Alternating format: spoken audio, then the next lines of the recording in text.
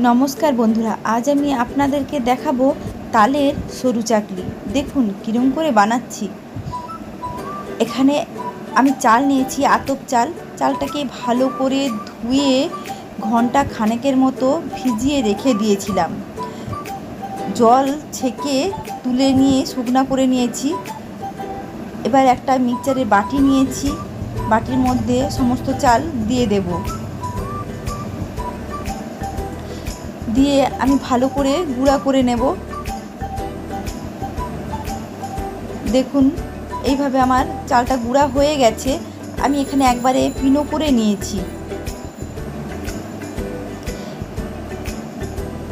একটা ছেঁকনি নিয়েছি। এবার সমস্ত চাল আমি চেলে নেব।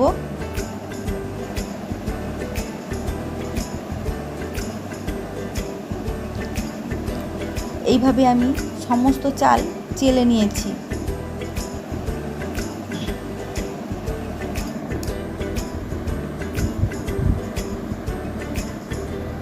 ছোট বাটির এক বাটি তালের লোদ নিয়েছি।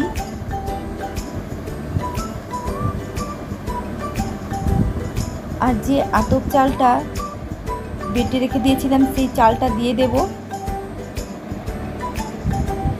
হাফ বাটির মতো চিনি দেব, স্বাদ মতন লবণ দেব,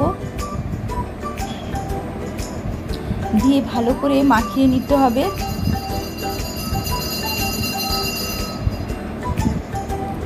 এভাবে মাখিয়ে নিয়েছি। এবার আমি ছোট বাটির এক বাটি দুধ দেব।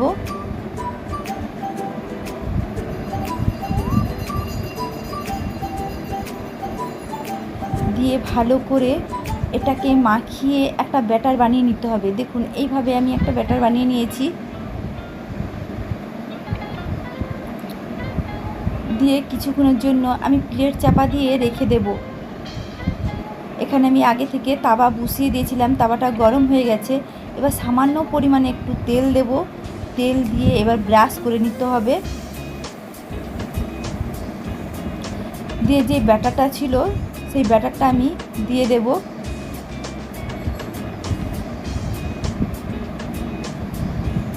ব্যাটারটা দিয়ে এইভাবে সরু চাকলি আকারে করে নিতে হবে।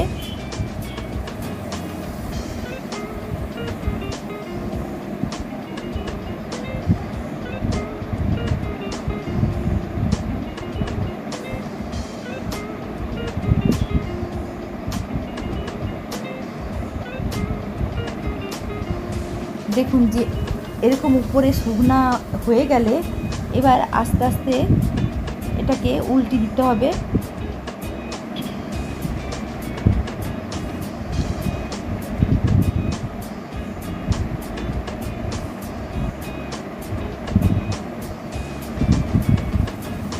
এবার এপিঠ ওপিঠ করে ভালো করে ভেজে নিতে হবে।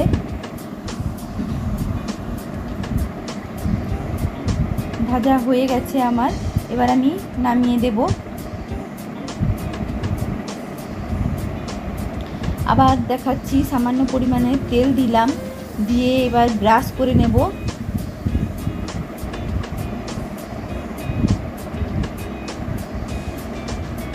দিয়ে আবার এক হাতা আমি ব্যাটারটা নিয়েছি, নিয়ে এইভাবে সরু চাকলি আকারে করে নেব।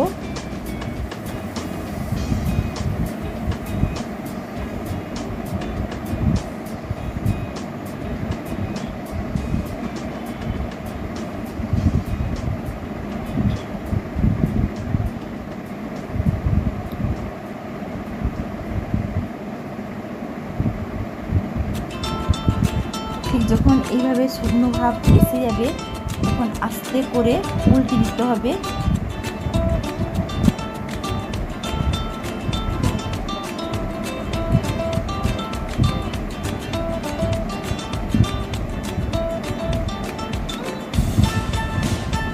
এবার এপিঠ ওপিঠ ভালো করে ভেজে এবার তুলে